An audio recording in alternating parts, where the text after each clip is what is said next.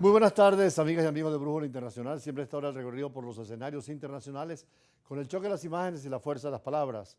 Tenemos que referirnos de manera obligada a la asistencia de Venezuela a la Corte Internacional de Justicia de La Haya para precisamente contradecir lo que La Haya, el gobierno de Guyana, quiere intrometerse en la política venezolana al impedir y pide a la Corte el referéndum en la afirmación de la voluntad patriótica sobre el Esequibo.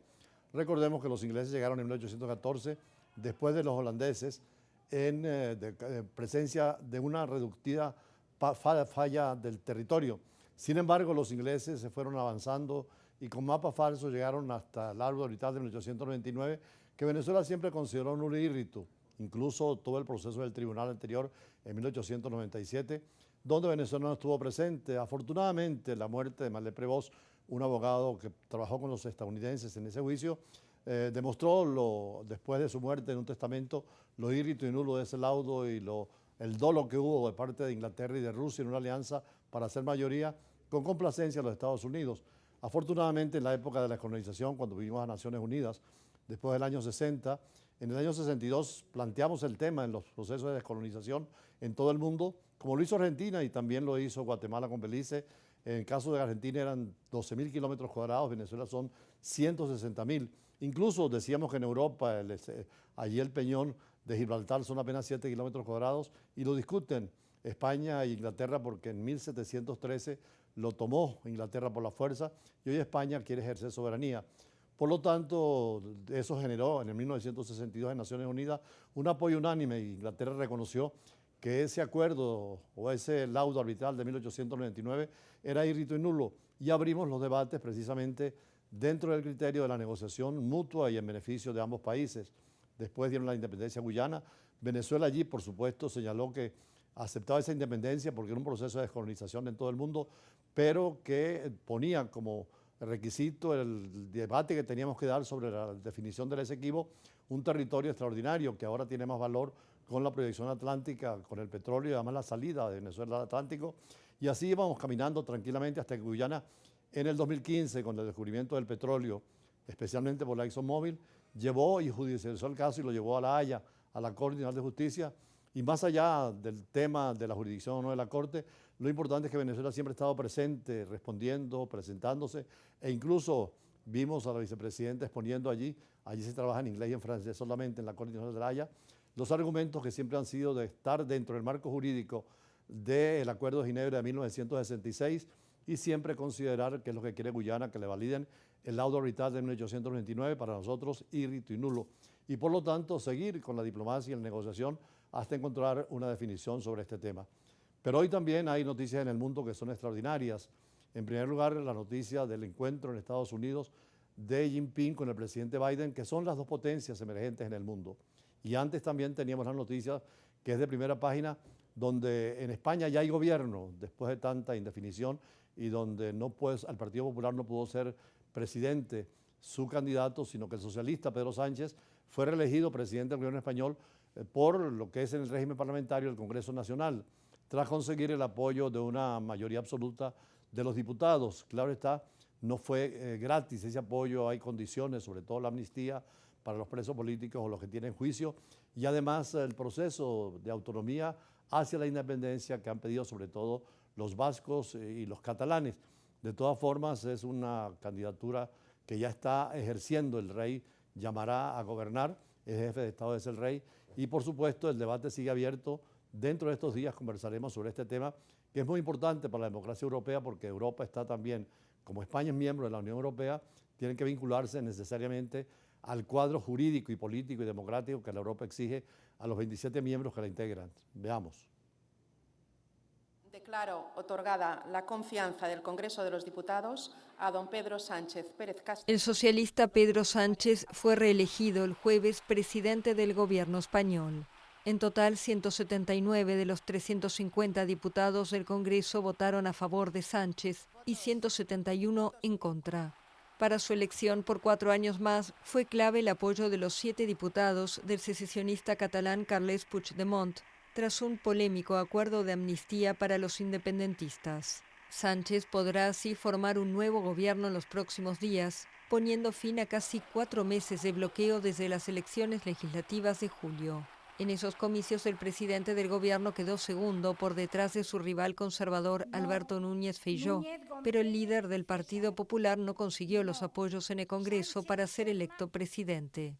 Ahora el PP de Feijóo acusa al Partido Socialista de haber concedido el proyecto de amnistía para mantenerse en el poder a toda costa y advierte que España podría terminar en el punto de mira de la Unión Europea por ese plan si se considera que afecta al Estado de Derecho.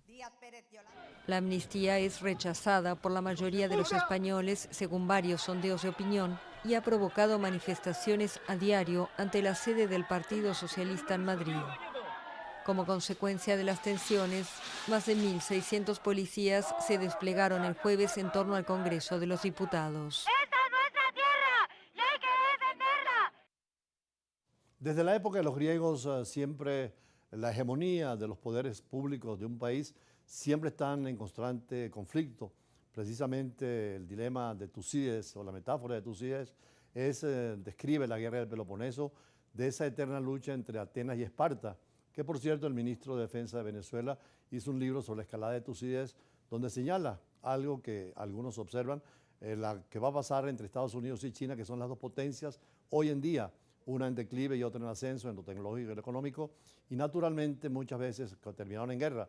Sin embargo, estamos viendo que el presidente de Estados Unidos, Joe Biden, está en la línea del diálogo. Señaló que hubo progreso en la reunión que sostuvo con el presidente de China, su homólogo Xi Jinping, donde se reunieron precisamente en California con el objetivo de reducir tensiones entre las dos superpotencias, que además de ser las más fuertes en lo económico y en lo tecnológico, ambas tienen también armas nucleares, pero con uniones paralelas, porque Estados Unidos tiene muy cerca a la Unión Europea en cualquier conflicto y China contaría siempre con Rusia. Veamos la noticia que es muy importante para la paz y la seguridad del futuro del mundo frente a guerras como las del Medio Oriente entre Palestina e Israel y lo que está pasando también entre Ucrania y Rusia. El presidente estadounidense Joe Biden celebró el miércoles el encuentro que tuvo en San Francisco con su par chino Xi Jinping durante la cumbre APEC que convoca a líderes de las 21 economías del bloque pacífico. Los líderes de las dos superpotencias iniciaron su primer encuentro en un año con un apretón de manos en el Jardín Filoli y culminaron con una caminata por las frondosas áreas verdes de la propiedad a 40 kilómetros de San Francisco. Acabo de concluir varias reuniones con el presidente Xi y creo que son algunas de las discusiones más constructivas y productivas que hemos tenido. Me he estado reuniendo con el presidente Xi desde que ambos éramos vicepresidentes hace más de 10 años. Nuestras reuniones siempre han sido sinceras y directas. No siempre hemos llegado a un acuerdo, pero han sido sencillas. Y hoy, sobre la base del trabajo que hemos sentado durante los últimos meses de diplomacia de alto nivel entre nuestros equipos, logramos algunos avances importantes, creo. Aunque se mantuvo el desacuerdo en tópicos como Taiwán, Biden dijo que el líder del Partido Comunista Chino fue directo con él durante la extensa reunión. Pekín había cortado las comunicaciones militares con Washington después de que la entonces presidenta de la Cámara Baja del Congreso estadounidense, Nancy Pelosi, visitó Taiwán en 2022. Y en los últimos meses continuaremos preservando y aplicando una diplomacia de alto nivel con la República Popular China en ambas direcciones, para mantener abiertas las líneas de comunicación, incluso entre el presidente Xi y yo. Él y yo acordamos que cada uno podía levantar el teléfono, llamar directamente y ser escuchado de inmediato. Sin embargo, consultado por un periodista a la salida del encuentro, Biden dijo que su opinión sobre Xi no ha cambiado. Mira, lo es. Quiero decir, es un dictador en el sentido de que es un tipo que dirige un país comunista que se basa en una forma de gobierno totalmente diferente a la nuestra. Según funcionarios de alto nivel, los gobernantes alcanzaron también un acuerdo en la lucha contra el fentanilo. China aceptó tomar medidas para disminuir la producción de ingredientes para el opioide sintético, cuyo consumo ha creado una crisis sanitaria en Estados Unidos. También pactaron conversar sobre inteligencia artificial. Seguramente si hubiese una exposición de arte de China y Estados Unidos, veríamos que el arte une y no desune, al contrario, sirve para la paz entre los pueblos. Por eso hoy vamos a dedicar el primer negro en la entrevista a Nelson Guerra, artista plástico que expone en la Galería de Arte Nacional y que representa esa Venezuela creciente que está en los grandes escenarios mundiales con el arte como fue de Soto, Cruz Díaz y ahora Pedro Sandoval en España. y él es una demostración del hiperrealismo en Venezuela. Con él conversaremos sobre este tema.